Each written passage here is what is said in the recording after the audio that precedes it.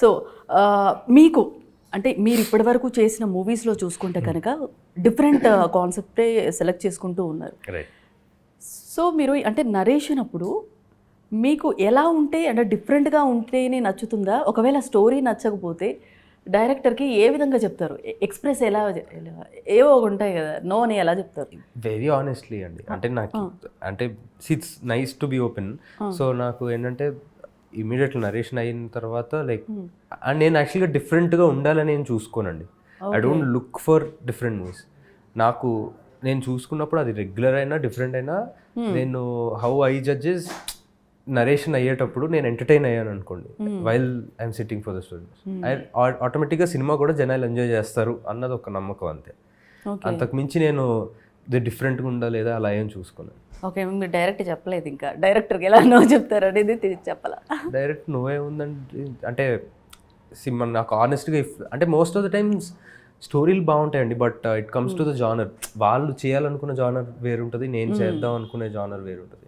So I just convey that, అదే convey చేసి చెప్తా ఉంటాను. ఓకే, ఆ ఎక్స్ప్రెషన్ మేము ఎక్స్పెక్ట్ చేస్తున్నాం, ఎలా చెప్తారా? ఇప్పుడు నువ్వు రివీల్ చేసేసావుగా ఏంటిది నీ ఎక్స్క్యూజ్ కాదు అది. మైండ్ బాగా పనిచేస్తుంది. Looking for this genre right now. That's not my excuse. It's reality. Yeah. Okay, మీరండి? నేను అసలు నో చెప్పానండి. నీకు వచ్చినవన్నీ చేసేస్తావా? చెప్పండి, ఆ క్వశ్చన్కి ఆన్సర్ చెప్పండి. అన్ని మూవీస్ని please welcome please narrate your story, I would love to listen అని చెప్తాను. లిసనింగ్ ఎవరు నో చెప్పరు, లిసన్ తర్వాత if you want to not do the film that నేను నో చెప్పానండి. మోస్ట్లీ వాళ్ళే నో చెప్తాను. అర్థమైంది, ఈమెకు చేయాలని లేదని చెప్పి ఆమెకి వాళ్ళకి అర్థమయ్యేలా చేస్తుంది. ఓహో, అలా లేదు, అలా ఏం లేదు. ఐ థింక్ అందుకే మేనేజర్స్ మధ్యలో ఉంటారు, వాళ్ళు మంచిగా హ్యాండిల్ చేసేస్తారు సటిల్గా. సో ఇప్పుడు ఆడియన్స్ మైండ్ సెట్ అవన్నీ చేంజెస్ అయితే చాలా జరిగినాయి. మన తెలుగు ఆడియన్స్ మైండ్ సెట్ చూస్తే కనుక అన్ని వాటికి అన్ని జానర్స్కి అలవాటు పడ్డారు.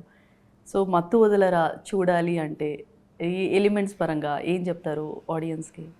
మత్తు వదలరా గురించి యాక్చువల్గా మేము కొత్తగా చెప్పాల్సిందేం లేదు.